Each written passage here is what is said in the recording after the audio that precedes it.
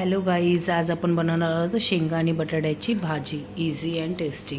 सगळ्यात आधी शेंगा साफ करून घेतल्या आहेत आपण. बटाटा पण छोटे छोटे पीस करून घेतलेले आहेत आपण. आता इथे पॅन गरम करत ठेवला आहे, त्यात तेल टाकलेलं आहे. आता आपण फोडणीला कढीपत्ता टाकत आहे.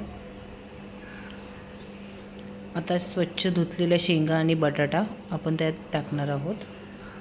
खूप इझी रेसिपी आहे ही आणि टेस्टी पण आहे आणि हेल्दी पण आहे. शरीरासाठी शेंगा खूप हेल्दी आहेत.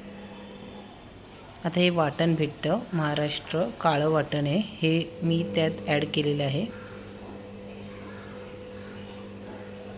काळं वाटणाचं पॅकेट भेटतं 25 रुपयाला. ते वाटण आपल्याला त्यामध्ये टाकायचं आहे.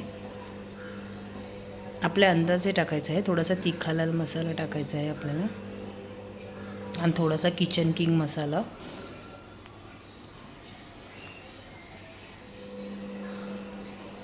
आता थोडासा घरगुती मालवणी मसाला पण मी ॲड केलेला आहे, 1 चमचावर. जास्त तिखट पाहिजे तर जास्त ॲड करू शकतात. आपल्याला जेवढं पाहिजे तेवढं ॲड करायचं, 1 चमचा 2 चमचा.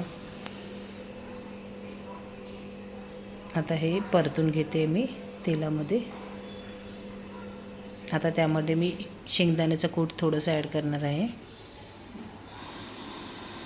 तर शेंगदाण्याचं कूट मी ॲड केलेलं आहे त्यामध्ये.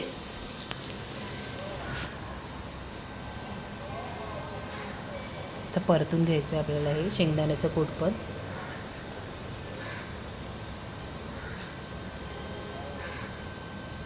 आता त्यामध्ये थोडंसं पाणी टाकायचं आहे आपल्याला आणि चवीनुसार मीठ ॲड करायचं आहे.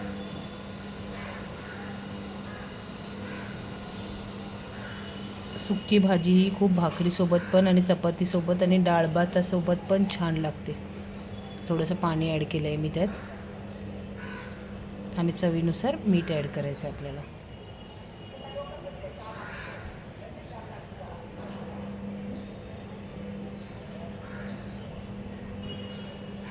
आता थोडंसं मीठ ॲड करून ह्याच्यावर झाकण ठेवून आपल्याला वाफवायची ती 10 मिनटं. 10 मिनटात शेंगा आणि बटाटा आपला शिजला जातो. 10 ते 15 मिनटं बारीक गॅसवर. आता त्याला झाकण मारून ठेवणार आहे मी.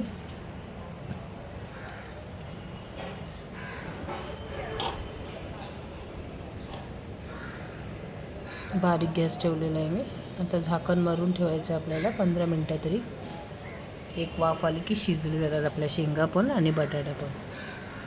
तर वाफ आलेली आहे, छान अशी आपली ग्रेव्ही रेडी झालेली आहे. भाकरीसोबत, भातासोबत, चपातीसोबत पण खाऊ शकतो आपण. इझी आहे, टेस्टी आणि हेल्दी पण आहेत शेंगा. अशी छान अशी रेडी झालेली आहे आपली भाजी. आवडली असेल तर लाईक करा, सबस्क्राईब करा चॅनलला आणि शेअर करा. थँक्यू. पाहू शकतात छान असा कलर पण आलेला आहे त्याला. झटपट अशी ही भाजी.